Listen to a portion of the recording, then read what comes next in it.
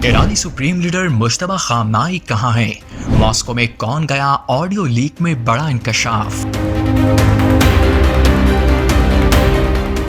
Iran, America और Israel के दरमियान जारी कशीदगी के दौरान ईरान के नए सुप्रीम लीडर मुश्तबा खामनाई के मंजर आम पर ना आने और इनकी सेहत से मुतल्लिक मीडिया पर मुख्तलिफ किस्म की खबरें गर्दिश कर रही हैं, लेकिन अब इनके हवाले से कुछ नई मालूमात शेयर की गई हैं। क्या कुछ हुआ सामने आ रहा है? मुश्तबा खामनाई के बारे में मीडिया पर यह खबरें गर्दिश कर रही हैं कि वो 28 फरवरी को अमेरिका और इसराइल की जानिब से तेहरान पर किए गए फजाई हमलों के दौरान जख्मी हो गए थे। इसके अलावा अमेरिकी सदर डोनाल्ड ट्रंप ने अपने एक बयान में कहा कि मुझे नहीं मालूम कि मुश्तबा खामनाई जिंदा है या नहीं।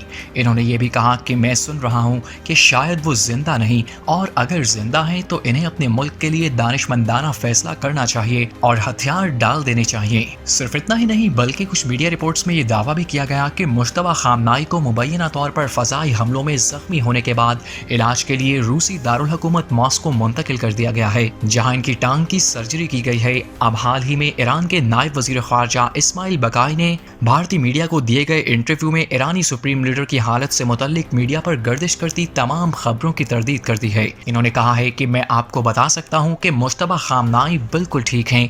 मुझे यकीन है कि आप पहले ही इनका पैगाम सुन चुके हैं और उम्मीद है कि बहुत जल्द वो आवाम को एक और पैगाम देंगे। दूसरी जानिब अमेरिका और इसराइल के 28 फरवरी को ईरान के लीडरशिप कंपाउंड पर किए गए हमले के बारे में कुछ नई तफसीलात सामने आई हैं।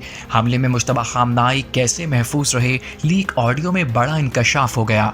बरतानवी अखबार द टेलीग्राफ को मौसूल हुई लीक ऑडियो में मालूम हुआ कि मुश्तबा खामनाई मिसाइल हमले से चंद ही लम्हे पहले किसी काम की वजह से कंपाउंड से बाहर निकले थे।